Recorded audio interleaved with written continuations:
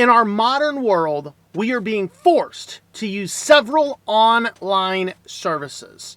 How many are you using, and have you read the terms you are being forced to agree to?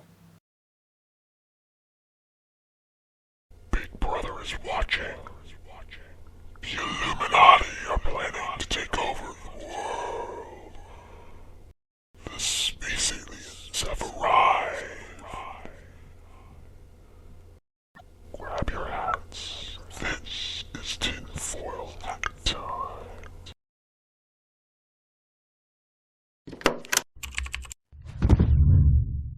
In this short video, we only have time to mention a few examples from various walks of life.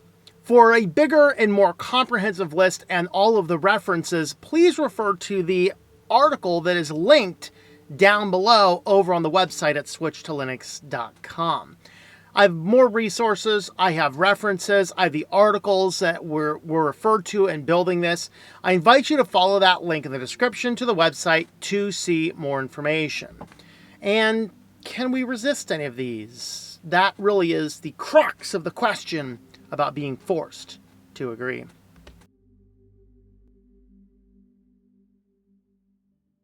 Before we start, we have to talk about what is the terms of service and how is this related to a contract. So before we get into it, we have to understand how websites enforce terms of service. There are two main types talked about. This is the browse wrap and the click wrap. The browse wrap means that you agree to the terms just by using the website, whereas the click wrap means you have to click a box to use some functionality that they're trying to get you to use. So in light of this, both cases have been found legally valid and in some cases invalid. It usually just depends on where the terms are on the website. If they're buried deep inside the bowels, hard to find, hard to notice, they're generally not enforceable by the courts. But if they are front and center, they typically are. One factor that is never used to determine if a contract or a terms of service rather is applicable is have you actually read them? And this is how over 7,500 people in one day sold their immortal souls to a video game company. Obviously, there's times that we agree by choice. Online agreements and terms of service are nothing new. We have been gradually introduced to them through the creation of online retailers, social media, and video games. These are all luxuries, things that we do for our entertainment. To push back against such things we openly choose to do, we could just likewise find an offline hobby, right? So why bother pushing back against it?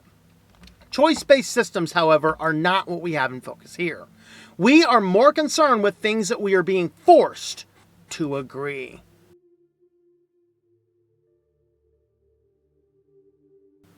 The problem arises when technology, including the terms of service, are forced on us to participate in the basic aspects and elements of society. I have collected a list of examples, but we will only cover the most egregious ones here, and you can refer to the website for the more expanded list. Our society demands everyone goes to school. And at the same time, many fight against school choice, meaning if they get their way, you have to go to the one government-funded public school. What has happened, unfortunately, is that most of these schools force the students to use either a Google or a Microsoft account. And what is worse is that the school is the one who sets up the accounts. So they take that little enrollment form where you have to give every little nuance of data to your child because the government says they have to go to school, and then the school simply packages all that up without your consent and just hands it on up to Google. Now, the problem is that you did not agree to the terms of service for your child, nor did you opt into giving all of their private data to the Google account. However, if you were to set that up for your child, you might have omitted certain pieces of data. You might have omitted a middle name. You might have changed or slightly altered the birth date, done something to make sure that the account does not directly tie legally back to your child. Because in full reality, it doesn't matter. Do they just need email, or do they need a third-party company like Google, who has been found guilty in multiple states of inappropriately using data that they have collected on students for their own ends. And that is the concern. Have you made it clear that you do not want your child to have a Google account for your school? Can the school even comply with such a request? Thus, from the youngest of ages in our society, we are forced onto Google's terms of service just to attend our government-mandated education. Even if you homeschool, the college experience might actually be worse.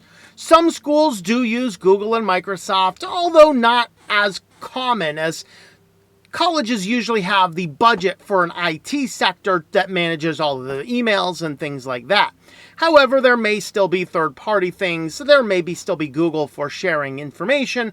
There are bulletin board companies. And even worse, we now have online software companies. We have proctoring companies. And all of these low-security, quick-buck companies have shot up offering their services to colleges, who in turn make the decisions for the students. This means taking basic courses in college may force you to agree to terms of service to an online homework solution, or worse, a proctoring site where you are forced to show the front and back of your government-issued ID to a random stranger on the internet in some unknown place where you have no idea. Hardly this is a private or a secure thing to do. And the company doesn't really care. They're making a buck. The college has solved their problem of figuring out how to proctor an exam, and then the student is left holding a firm grip on an empty sack of leaked privacy and security. And indeed, many cases have been found where those have inappropriately used data. Again, refer to the link in the website. Even if you do avoid going into your primary school or college, you do usually need to get a job, unless you happen to be the trust fund baby of the Gates or the Cooks or the Zuckerbergs of the world, who, by the way, don't send their kids to public schools and don't send their kids to schools that use technology at all. Very interesting. But statistics demonstrate over 60% of companies force workers to use some form of employee monitoring software. The numbers of people required to use such software is strikingly on the rise as more positions are working remotely. Employees monitoring starts with the basic assumption that every little thing you do for your job has to be done on the computer. Well, if you're like me, a fellow sticky note king, you know a lot of your work can be done offline as well. But the company starts looking not at your final product, but at your computer metrics. The software will record your screen, your camera, your internet, your phone, your keystrokes, and more. Some of them are being tied into big tech companies, providing analytics to managers who can ascertain your time getting back to a question on Slack or Teams. Nearly all of these tools require invasive software to be installed on your computer. The terms involved provides the services full access to your data, leaving you little right to privacy and virtually no trust that you are actually performing the duties that you were hired to do.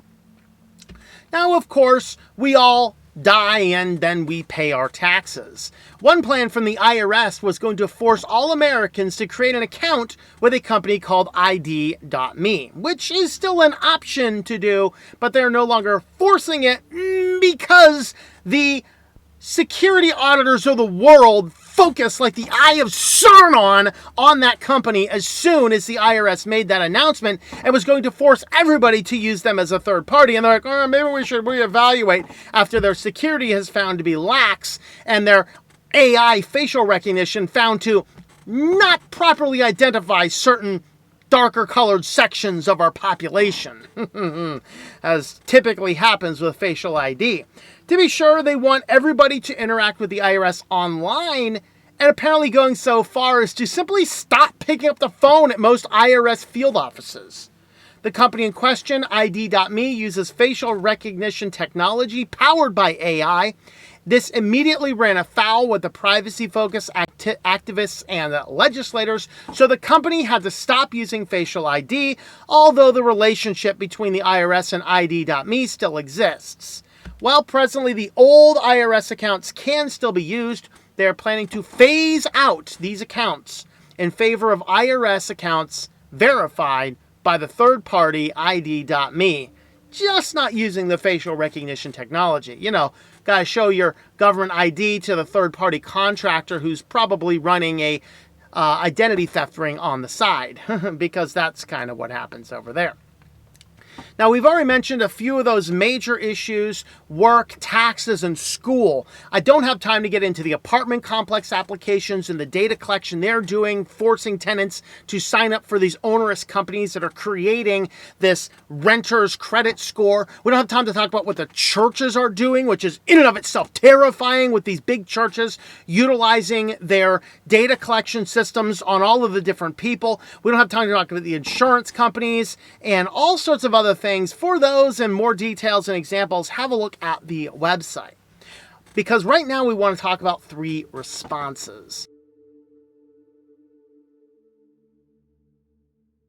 How can you respond? Well, when presented with these terms of service, we do have a few options. You can become an NPC normie, signing everything that is placed before you without reading it or considering it, like a rat hitting a pedal to get a food pellet.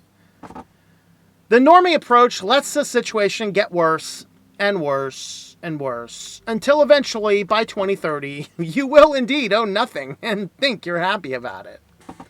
The second response is, of course, we can Brave New World style exit society, stage left even. We will become that strange weirdo on the street that everyone talks about. Oh, look at that crazy guy in that tinfoil hat there. He talks about the government conspiracies to track everything you do on the internet. Meanwhile, you don't realize why you keep on getting advertisements for the things you just mentioned in the proximity of your phone because of your Facebook account. The problem is that no one listens to that weird guy, and so no one is ever challenged. I like the third option. The best approach is to challenge people, pushing back subtly against such data collection. Live with agreeing to as few terms of service as possible. I mean, I'm to the point where I go in to get a haircut. They're like, what's your email address? You don't need my email address to cut my hair, my friend. Okay? So that's really the thing. We have to push back as much as we can. We have to stop giving up everything just because somebody asked for it.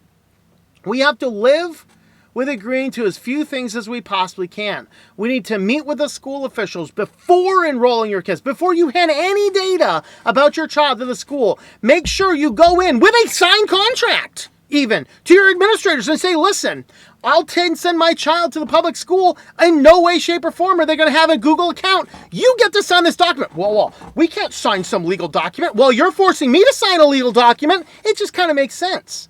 Your child goes to a university that requires them to sign up for ProctorU. Go into that dean's office, ask to see their ID, and then if they are actually going to give it to you, which they won't, you start taking pictures with your phone. Be like, what are you doing? Well, you're asking my child to do that very same thing.